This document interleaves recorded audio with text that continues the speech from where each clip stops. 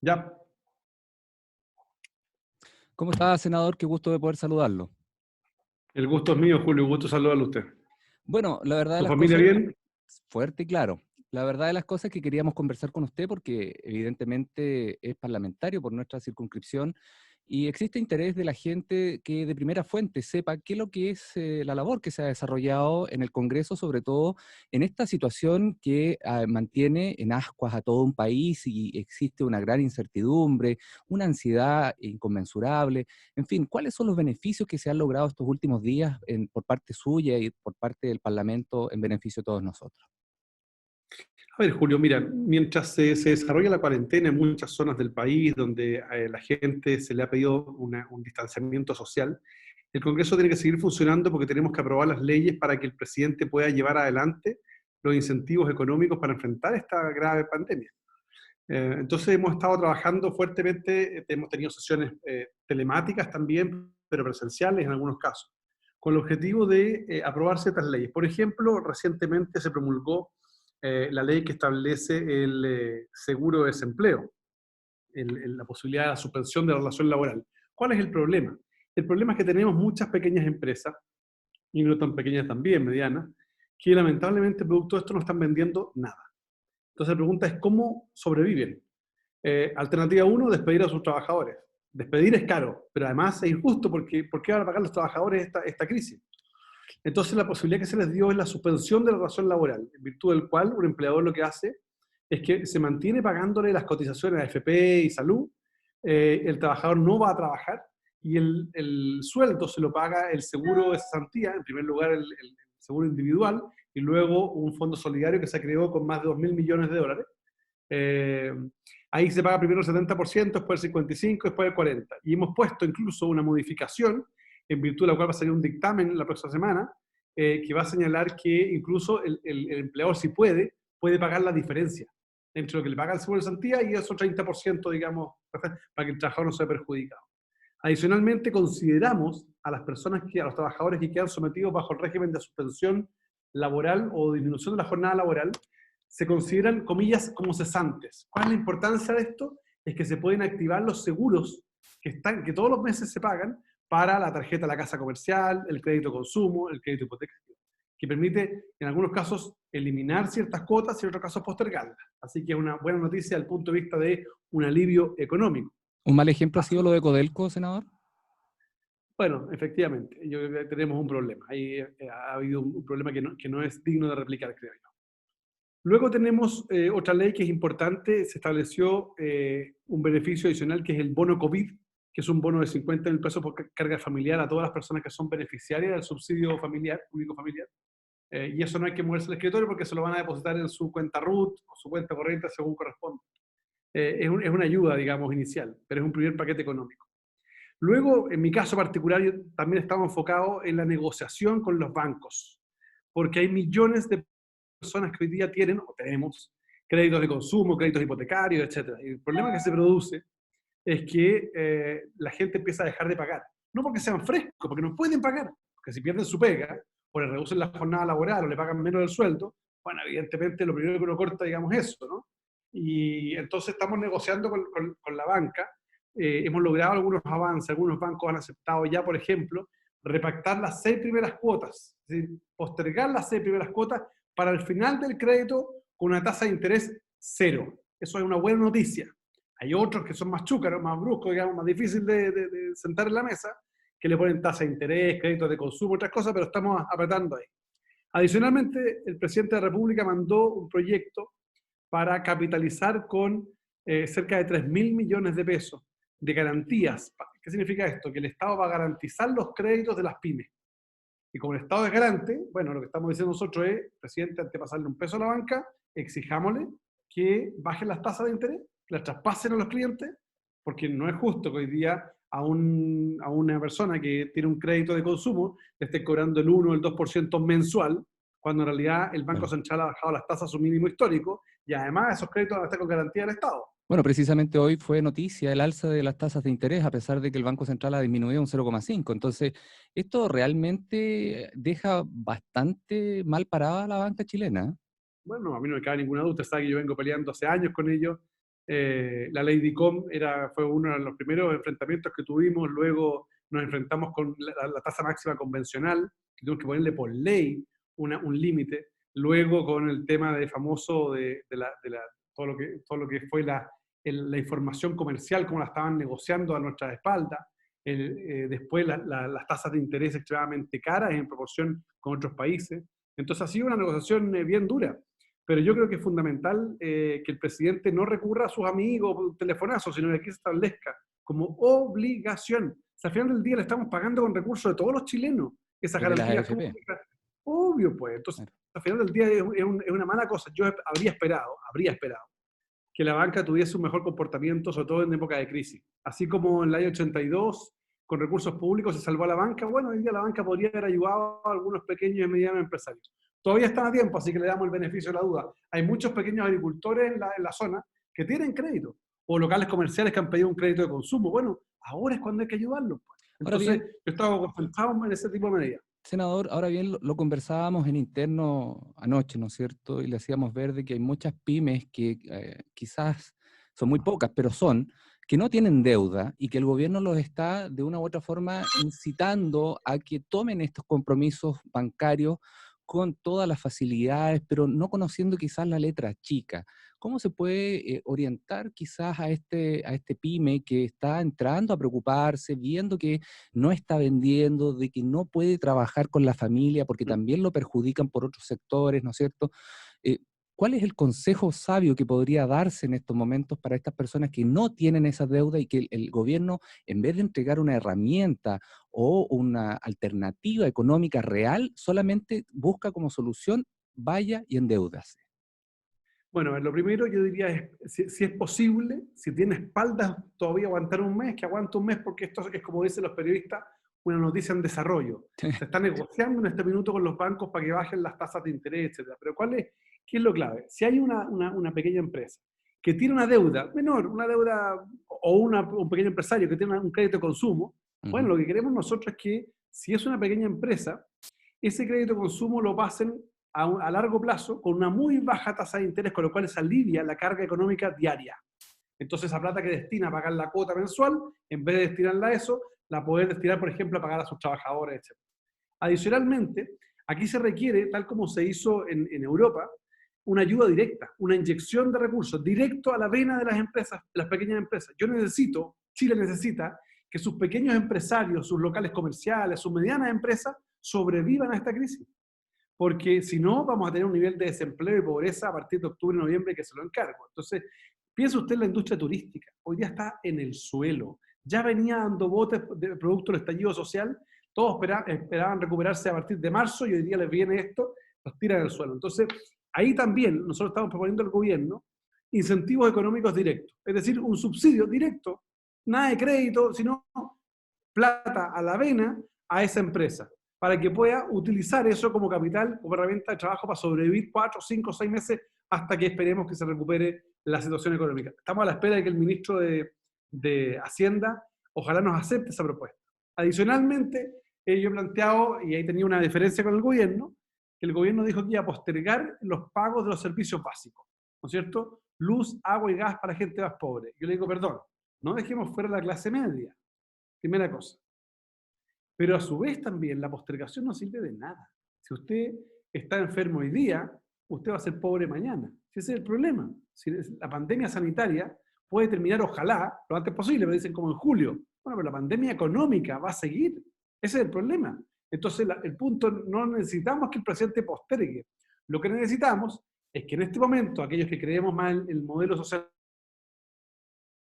del estado de bienestar, es que en estos momentos el Estado se le mete la mano al bolsillo y dice, a ver, momentito, señores empresas, yo le voy a subsidiar a los clase media y los más pobres las cuentas. No las van a pagar durante los próximos 5 meses. Eso es lo que Claro. estamos pidiendo al gobierno. Senador, usted, sin lugar a dudas, es un senador de oposición, pero al mismo tiempo ha demostrado ser bastante transversal y tener la capacidad de negociar con el gobierno.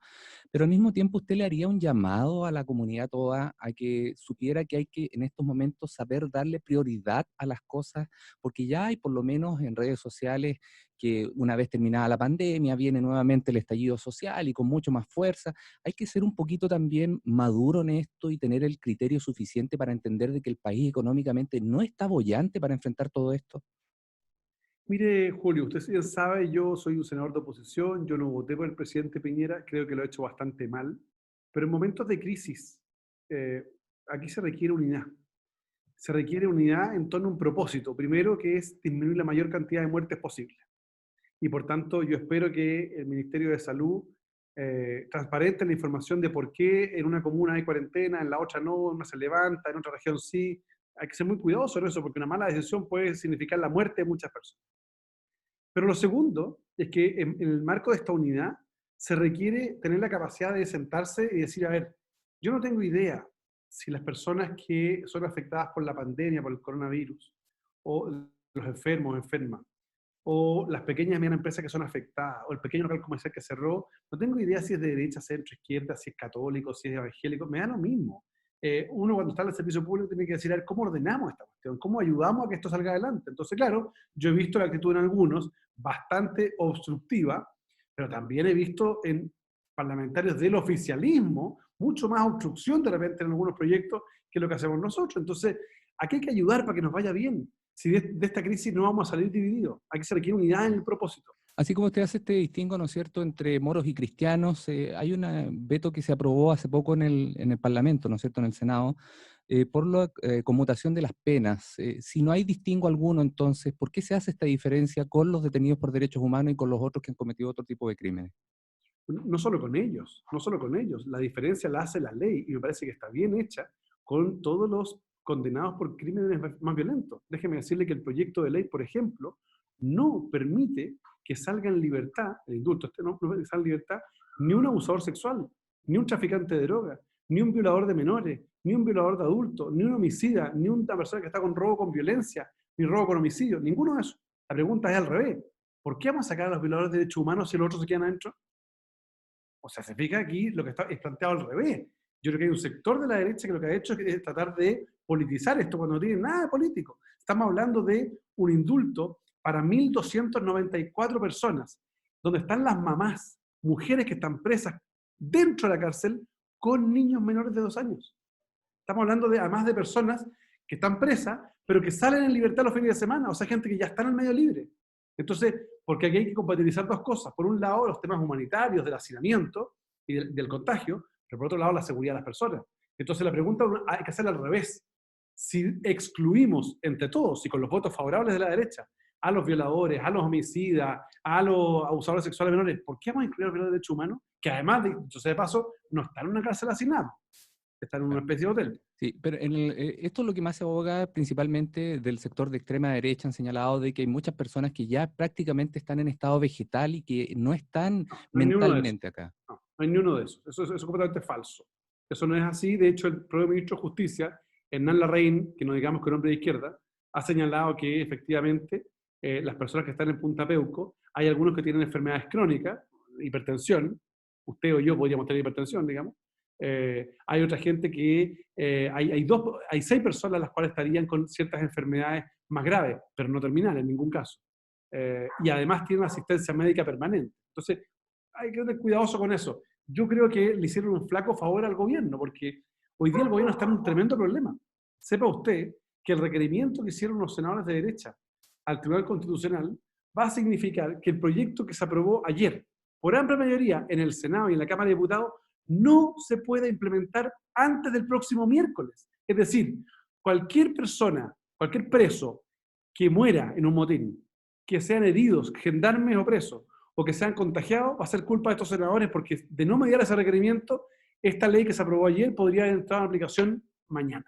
Tendrán que con sus dietas, ¿no es cierto?, absorber algún Bueno, tipo de acción legal. lo que pasa, Julio, es que al final del día es re fácil plantear ciertas objeciones, observaciones. Yo veía el otro día al senador Navarro. El senador Navarro decía, yo voy a votar en contra del bono porque es indigno. Claro, pues si recibe sueldo a fin de mes. Yo voy a votar en contra de la suspensión porque no estoy de acuerdo que la suspensión sea con un 70% del sueldo. Bueno, yo tampoco, pero bueno, y entre que sea el 70% y que lo despidan, yo prefiero que sea el 70%. Pero porque yo tengo un sueldo a fin de mes, pero la gente no la va a tener. Entonces es re fácil decirlo cuando uno tiene un sueldo fijo, ¿se fija?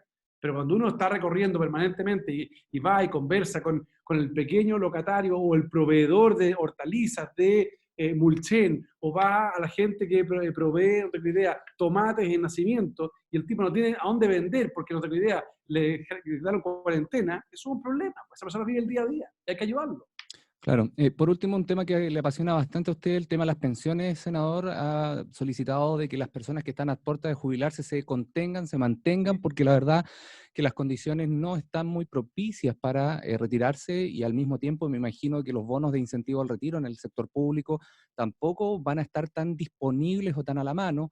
Es por ello que también la misma Superintendencia de Pensiones va a permitir que a los que están próximos a jubilarse puedan congelar sus fondos ante la baja de las rentabilidades, que finalmente las AFP simple y sencillamente se lavan las manos. Bueno, usted sabe que esta es una propuesta que yo hice hace bastante rato.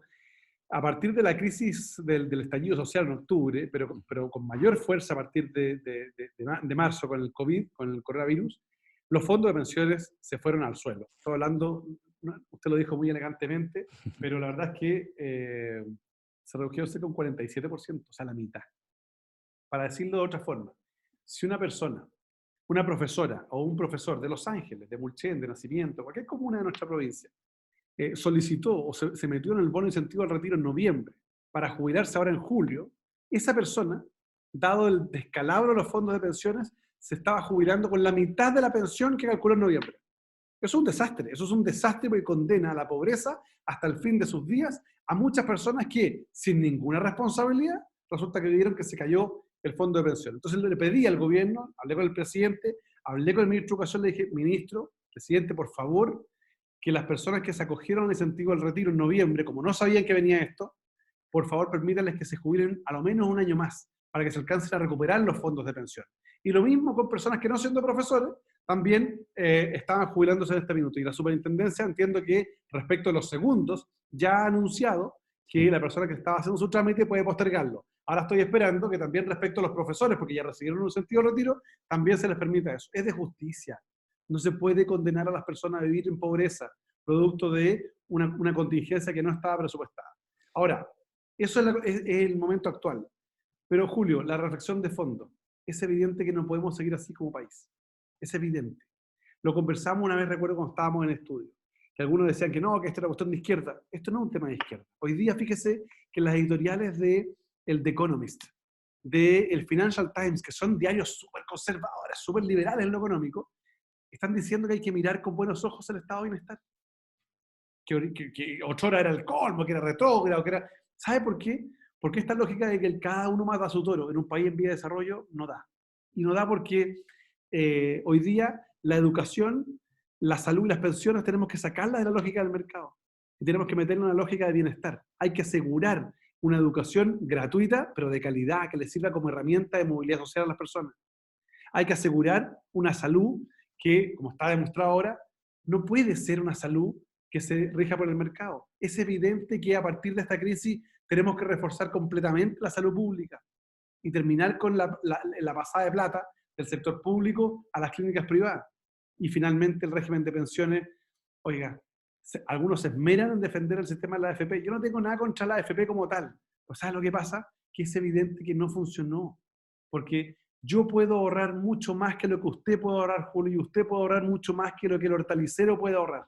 Entonces, al final del día, lo que en Uruguay, en España, en Francia, cuando uno se jubila, se hace una fiesta, porque la gente va a poder descansar y vivir tranquilo, aquí es una pesadilla, porque la gente está condenada a ser pobre. Entonces tenemos que tener un sistema solidario.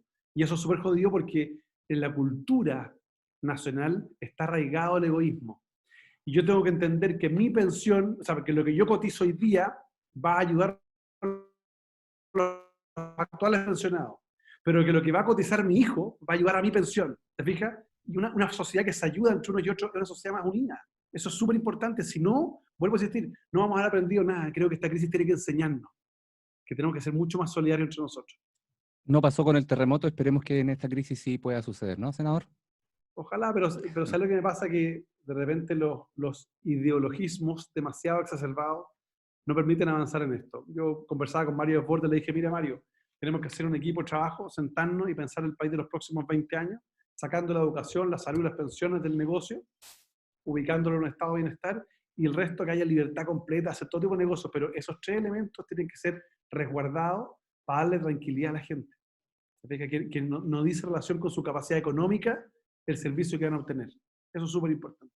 Senador, muchas gracias por este contacto. No, gracias a ti, saludo a tu madre, que estén muy bien, tu familia, Igualmente. cuídense, y les digo de verdad, cuídense. Hoy día tuvimos una mala noticia, una persona de 47 años, dos hijos, sin ninguna enfermedad preexistente, un conocido, falleció. Hay una comunidad escolar muy, muy, muy complicada con lo que ha ocurrido. Entonces esto es realmente delicado. Así que yo les deseo lo mejor. Seguiremos trabajando para que nos vaya bien, pero de verdad tomemos conciencia. Usemos mascarilla, evitemos el contacto social y ahora que es Semana Santa, bueno, recemos también para que nos vaya bien entre todos. Muy amable. Hasta siempre.